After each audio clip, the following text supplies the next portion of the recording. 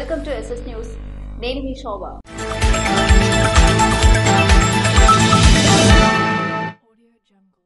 పోలాక పంచాయతీ చిన్న కోవిరిపేట, గుప్పిడిపేట గ్రామాల్లో ప్రచారం నిర్వహించిన భగ్గు రమణమూర్తి.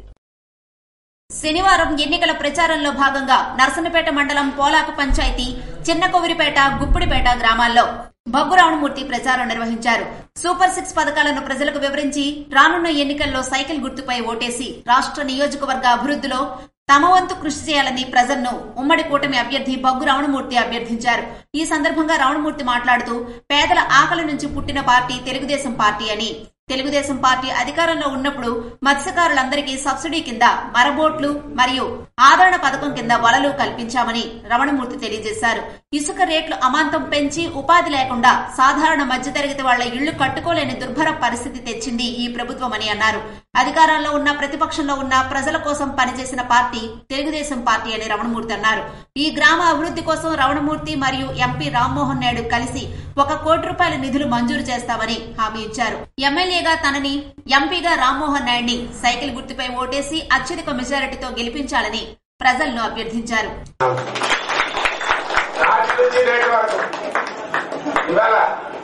అధికారంలో ఉన్న ప్రతిపక్షంలో ఉన్న ఈవేళ ప్రజల పక్షాన పనిచేసే పార్టీ తెలుగుదేశం పార్టీ.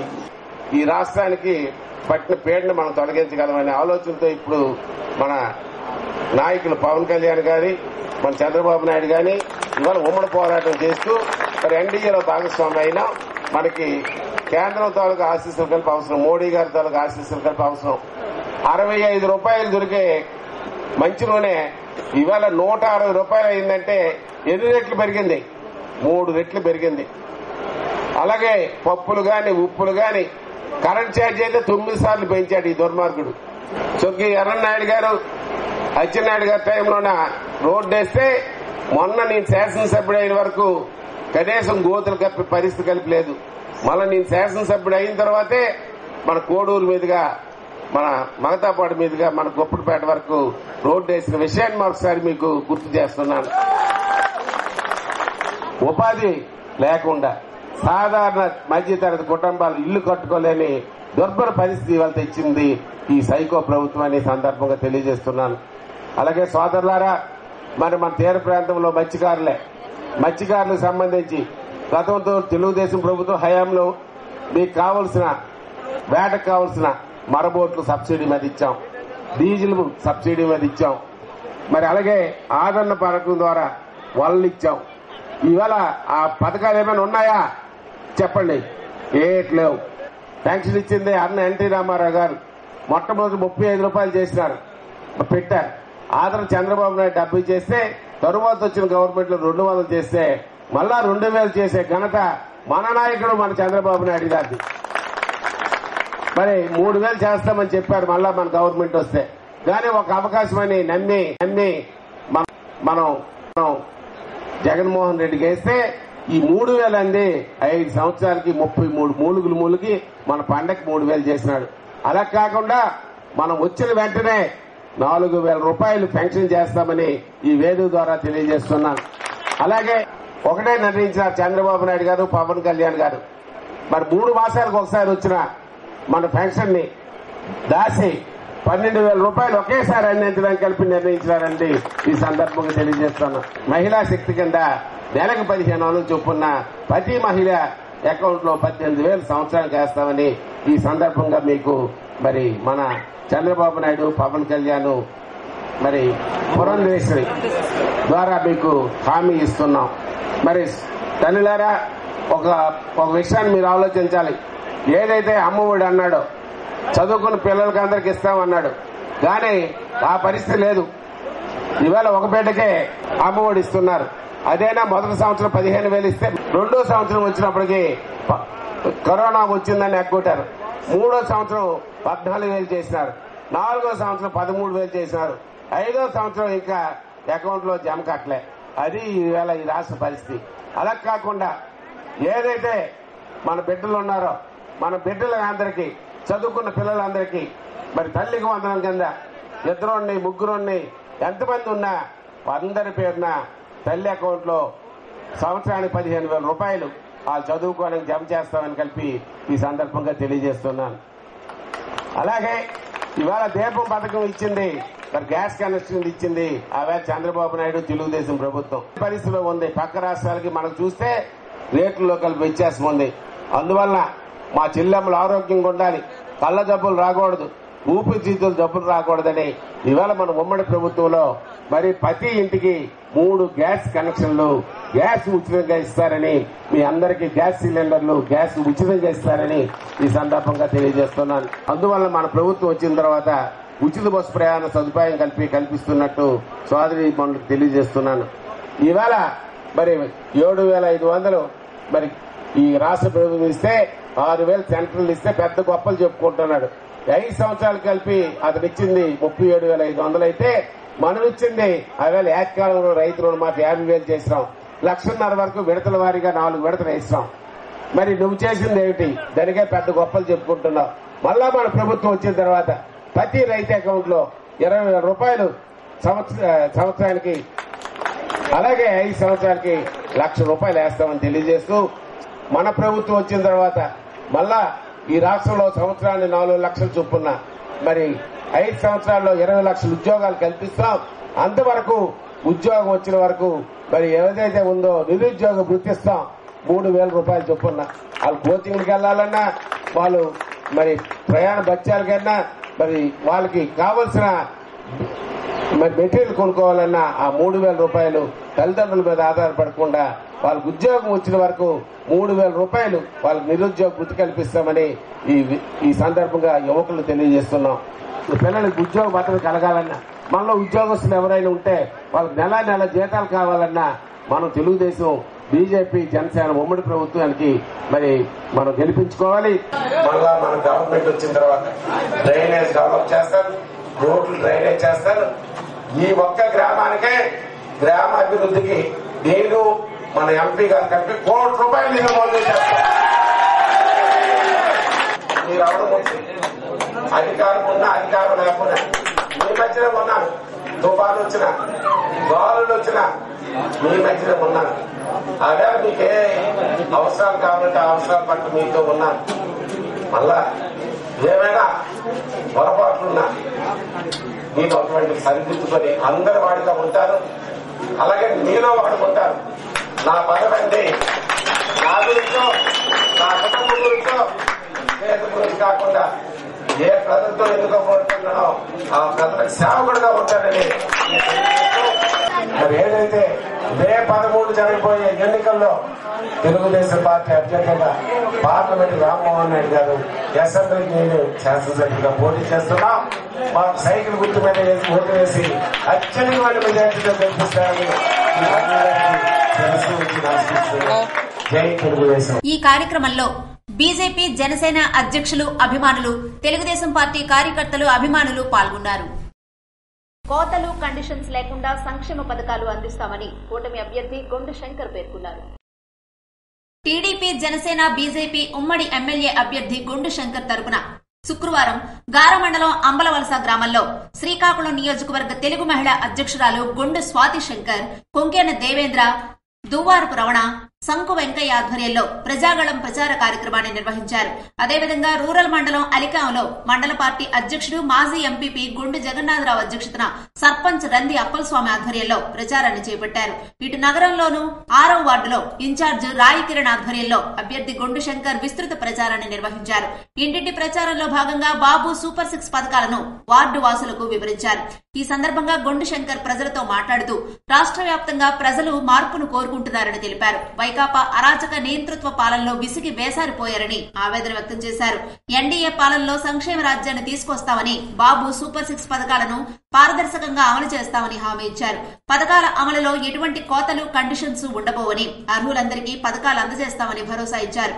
కార్యక్రమంలో జనసేన నియోజకవర్గ ఇన్ఛార్జ్ కోరాడ సర్వేశ్వరరావు, బీజేపీ నాయకురాలు శబ్బాన ఉమామహేశ్వరి, డివిజన్ నాయకులు రాయ మురళీప్రసాద్, జి సీతమ్మ తదితరులు పాల్గొన్నారు. పార్లమెంటు సభ్యులు, పార్లమెంటు పార్టీ అధ్యక్షులను మర్యాదపూర్వకంగా కలిసిన ఎంజీఆర్. శ్రీకాకుళం పార్లమెంటు సభ్యులు కింజరాపు రామ్మోహన్ నాయుడిని, పార్లమెంటు పార్టీ అధ్యక్షులు కోన రవికుమార్ ని, తెలుగుదేశం, జనసేన, బీజేపీ మిత్రపక్షాల ఉమ్మడి అభ్యర్థి మామిడి గోవిందరావు, తెలుగుదేశం పార్టీ సీనియర్ నాయకులతో వెళ్లి మర్యాదపూర్వకంగా కలుసుకున్నారు.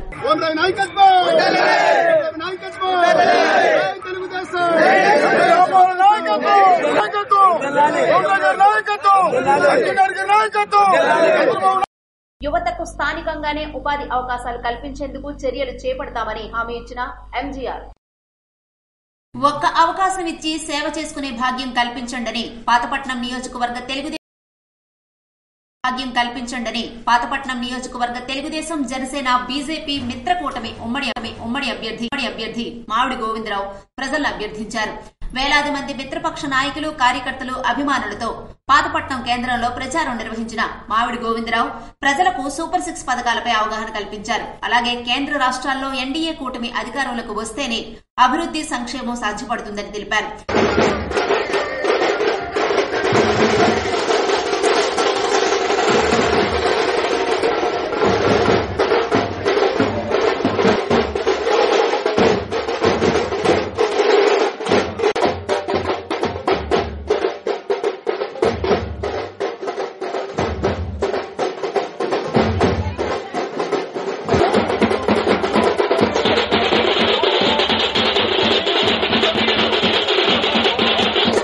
అదేవిధంగా పాతపట్నం నియోజకవర్గం వలస నాయకుల పాలనలో అభివృద్ది కుంటిపడిందని, ఉపాధి లేక నిరుద్యోగంతో యువత వలస కార్మికులుగా దేశ నలుమూలలు వలసలు పోతుంటే వలస రాజకీయ నాయకులు మాత్రం రాజకీయ ఉపాధి కోసం పాతపట్నం వస్తున్నారని ఎద్దేవా చేశారు.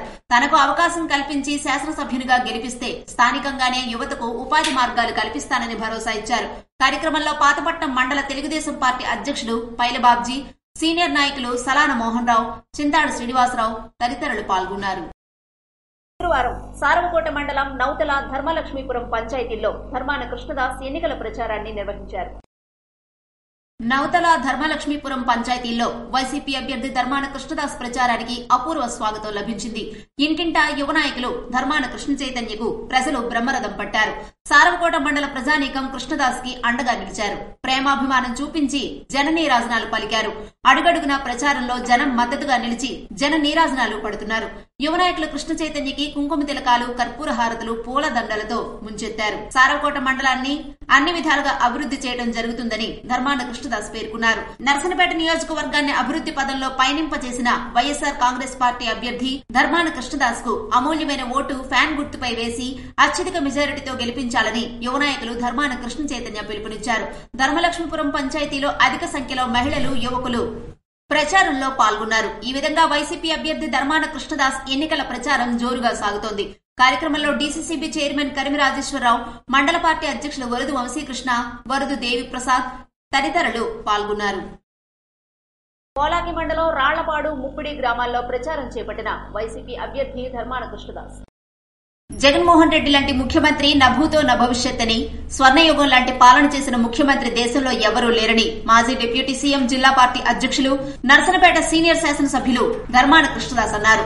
శనివారం పోలాకి మండలం రాళ్లపాడు, ముప్పిడి గ్రామాల్లో ఎన్నికల ప్రచారాన్ని నిర్వహించారు. పేదవాడి అభ్యున్నతికి, మహిళా సాధికారతకు పాటుపడిన ఇటువంటి ముఖ్యమంత్రిని ప్రజలందరూ కాపాడుకోవాలని పేర్కొన్నారు.